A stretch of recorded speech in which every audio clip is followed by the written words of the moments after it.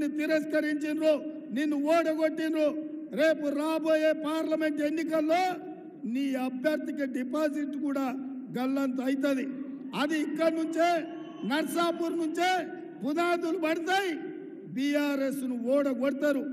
అందుకే మిత్రులారా, ఈ ఎన్నికల్లో మీ అందరికీ నా విజ్ఞప్తి ఒకటే, 25 ఏళ్ళు బీజేపీని చూసిండ్రు, బీఆర్ఎస్ను చూసిండ్రు.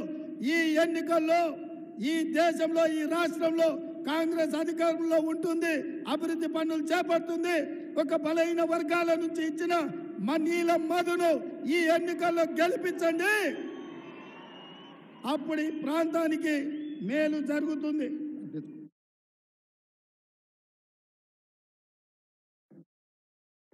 సోనియా గాంధీ గారు మనకు ఖమ్మంలో బయ్యారం ఉక్కు కర్మాగారం ఇచ్చిండ్రు. మోడీ మనకేమిచ్చిండు? ఏమిచ్చిండు? ఖమ్మంలో మనకు ఉక్కు కర్మాగారం అడిగితే మోడీ ఇచ్చింది గాడిద గుడ్డు. మనము వరంగల్లో రైల్వే కోచ్ ఫ్యాక్టరీ అడిగితే మోడీ మనకి ఇచ్చింది గాడిద గుడ్డు. ఐటీఆర్ మనం అడిగితే మోడీ ఇచ్చింది గాడిద గుడ్డు. అందుకే ఐఐఎం ఐఐటి అడిగితే మోడీ ఇచ్చింది గాడిద గుడ్డు. మరి గాడిద గుడ్డు ఇచ్చిన మోడీకి కర్రు కాల్చి వాత పెడతామా? పెడతామా?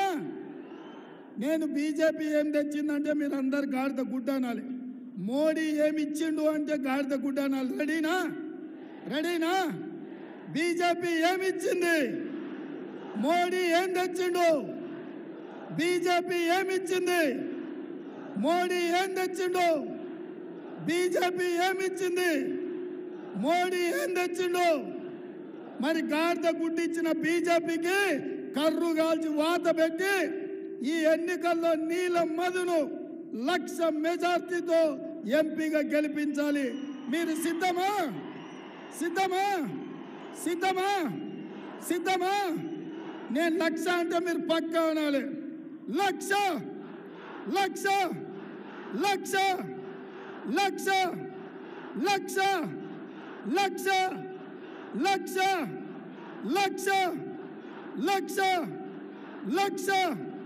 1,00,000. జై కాంగ్రెస్, జై జై కాంగ్రెస్. హస్తం గుర్తు.